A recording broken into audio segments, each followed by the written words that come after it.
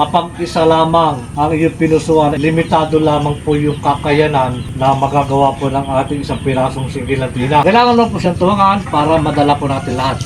Pag tumayo ka lang sa isang posisyon at buo na po yung frequency mo, hindi mo na kinakailangang ilakad pa yung locator mo. Itinaas mo po yan, automatic po yan, na doon agad siya magtuturo.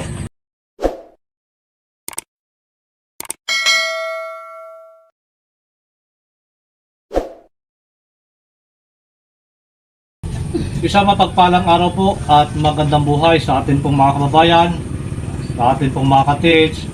Ito po yung pinusuan ng ating ka-TH, isang pirasong singgilantina mula po sa Davao de Oro. Ito po yung long range locator singgilantina, pang long distance, pang malayuan, at sa ibabaw lamang po ng lupa. Ito ginagamit. Ito po ang ating long range locator, tagapagturo po kung saan lumalabas yung aura ng gold. At yun po yung ating susundan. So mga kababayan, mga ka-TH, ito pong singgilantina. Ito po ay bala-bala. Kung ano pa rin po yung ating ibabala, yun po yung ilolocate o ituturo po ng ating single antenna. So ito pa rin mga ka-TH, mga kababayan. Meron po akong bala dito. Ito po yung 24 carats gold ring. Nasa akong gagamitin bala sa ating pong single antenna. At meron din po akong ilolocate. Ito po yung 18 carats gold ring. Yan, na bracelet po. Bracelet po ito mga ka-TH. Ito pa rin, mga kabayan, mga ka-TH, mahalaga po na ang ating isang pirasong single antenna ay dapat po siyang balahan at nakadepende na po yan sa iyo kung ano po yung bala, kung ano po yung iyong hahanapin. So yun po yung kanyang ituturo. So ito pa rin, huwag nyo pa rin po kakalimutan na ito pong antena, kailangan mong ipahit sa lupa at malaki rin po yung kanyang may tutulong. So mga kababayan, mga ka-TH, muli pa rin po, itong isang pirasong single antena, kapag isa lamang ang iyong pinusuan, isang piraso lamang, so hanggang doon lang po yung kakayanan na makapaglukit po siya ng bagay o mga bagay na gusto natin hanapin. Siya po yung magtuturo. At kapag nasundan na po natin yan, nakita na natin, natapatan na natin, so ang ating single antenna, yan po ay iikot lamang. Limitado lamang po yung kakayanan na magagawa po ng ating isang pirasong single antenna. Hindi po yan may paghanap natin ng entrance tunnel, exit tunnel, saradong tunnel, maging sa sucker deposit o maging doon sa mga timod na nakabaon o drum na binaon o metal box o anumang klaseng box na binaon yan, dahil iisa lamang po siya. So kailangan po natin ng isang katuwang ng isang pirasong single antenna ay magagawa natin hanapin tulad po yung aking mga sinabi. So kailangan mo rin po kapag dalawang pirasong single antenna, kailangan mong tuwangan din po yan ng isang aurometer kahit hindi na po yung Japanese one. Kasi meron na po, pag dalawang piraso na po ang ating pinusuan ito, meron na po tayo isang mahaba na gagawin natin ground sa paghanap po ng entrance tunnel maging sa sucker deposit. So isang aurometer na lamang ang iyong itutuwang po sa pag dalawang piraso ang single antenna. Pero kapag isa lamang po yan, kailanganin mo na ang isang Japanese one. Kapag isang piraso lamang ang iyong pinusuan na single antenna, at yan ay magagawa na po diyang mahanap lahat kung ano po yung bagay na gusto natin hanapin. So mga kababayan, mga ka-TH, yun po yung kagandahan na kapag dalawang piraso ay marami po siyang dala, at kapag iisa lamang, limitado lamang po yan. So kailangan lang po siyang tumangan para madala po natin lahat. Dito pa rin mga ka-TH, mga kababayan, kapag gamit pa rin po natin ng single antenna, napakadali niya pong gamitin. At kapag itinaas mo po yan, so hintayin mo lang na hilahin po ng aura ng gold. So pag itinaas mo, tamang taas lamang at huwag mo siya kukontrahin. Ganun po yung ating gagawin sa paggamit po natin ng ating locator. So sa atin pong mga kababayan, sa lahat po o sa atin pong mga bago na mga ka-TH na hahawak o susubok, papasok sa mga ganitong gawain, lalo kapag may locator ka, so kailangan practice lang lagi. At kailangan positive, huwag laging negative yung isip. Kailangan isa puso mo, damahin mo, ipil mo pagkapapasok mo sa mga ganitong bagay. So dapat mo yung loob mo, at higit po yung maganda yung iyong kalooban, maganda yung iyong plano, maganda yung iyong hangarin sa kapwa. So hindi po yung sakin sa anumang mga bagay na may kinalaman po sa gusto natin makuha. So hindi po ganon. Dito pa rin mga kababayan, mga katits, ito pa rin sa paggamit pa rin po natin. Kailangan focus na po yung isip natin. At pag itinaas po yan, taas, pundo, hihintay na po natin yung kanyang paggalaw. So ganyan. Pag tinaas po yan, pusa na po yan, hihilahin po ng ating aura na gold. So yan, doon po siya tuturo.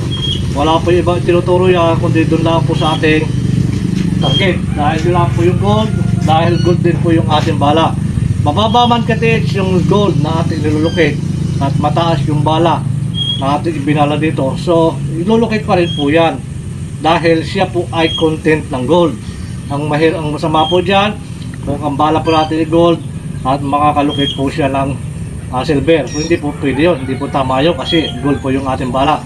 So ibig sabihin, mababa man ang gold dyan, gold pa rin po yan. At may gold po tayong bala. So pa rin mga kababayan, yan, doon pa rin po yan. Ayan, so kapag nasanay na po kayo dyan, ayan, madali na po magpagalaw sa locator. Hihintayin nyo lamang po yung kanya paghila. Huwag niyo po siya pupersahin. At susa po yung magtuturo sa paggamit po natin ng locator. So kanya po yan. Susa po siyang magtuturo doon sa ating nilulukit. Yan. Focus lang. Lamdamin po natin. Tatamahin po natin yung kanyang paggalaw. So madali po yan. Hindi naman kailangan natin na pag maglulukit tayo, maglalakad pa tayo ng ganyan, aalamin pa natin kung nasan po yung gold, kung nasan po yung dapat natin malukit.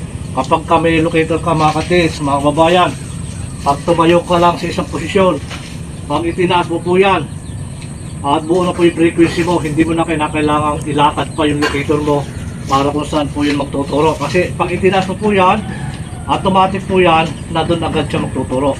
Ganyan po yung ating locator.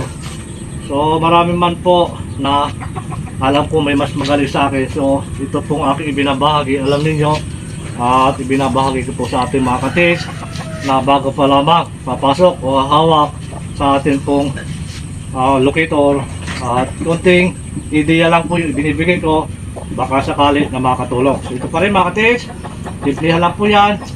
Kung saan na po yung gagalaw, ito pong ating locator. Kahit ano po yung gawin dyan, tungo ng konti, so ganun pa rin siya.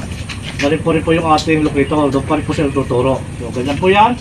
Kailangan yung kaluban po natin ay malinis. Yan lagi po yung aking sinasabi sa lahat po ng ating mga kababayan. Ito po yung aking tatapatan. Yan, doon pa rin po yan. Yan. So mga kababayan, tuturo pa rin po yan, doon pa rin po yan. Yan. So huwag niyo po pipilitin na ituro. Lalo na po kung hindi talaga magtuturo yung ating locator, ihintay lang po natin yung pagturo niya. At yun po yung ating tutustusan. At ito pa rin mga katits, akin po tatapatan. Isang dangkal lamang po o kalating dangkal. Yung pagpo po natin sa antena. Yan. So ganyan po yan. Pag tinapatan po yan, kailangan tatapatan po natin ito pong ating yan, ating target. So yan po ay kusang iikot. Ito po ang ating single antenna, lalo na kapag nagkaroon na po tayo ng frequency na ground doon po sa ating target. So tayo po yung naka-ground, tayo po yung nakakonekta sa ating pong hinahanap, lalo na kapag hawak po natin yung ating locator. So mga kababayan, mga katits, yan, ito po yung pinusuan ng ating katits. Isang pirasong single antenna mula po sa Davao de Oro. Yan, ito po yung kanya pinusuan, long range locator, single antenna. Ganun po kaalwan yung pang-ikot ng ating isang pirasong single antenna, lalo na kapag nasa loob ka po ng deteksyon o tinapatan mo mismo yung labasan ng aura ng gold, dahil nandun na po yung ating frequency, nandun na yung ating ground. Maalwan yung kanyang pang-ikot, hindi po yung pinipilit, hindi nahihirapan sa pang-ikot, malubay po yung pang-ikot ng ating single antenna. So mga kababayan, mga katits, maging kapag dalawang piraso, tinapatan mo, madali siyang mag-cross. Ibig sabihin, mga kahulugan yan, na naandun po sa tamang tinatapatan mo yung aura ng gold, kaya kung bakit nagko-cross po yung ating locator. So mga kababayan, mga katits, maraming salamat po sa ating lahat, sa ating mga kababayan. Shoutout po sa inyong lahat. Maraming salamat po at pagpalain tayo ng maraming biyaya at higit po ang isang magandang kalusugan.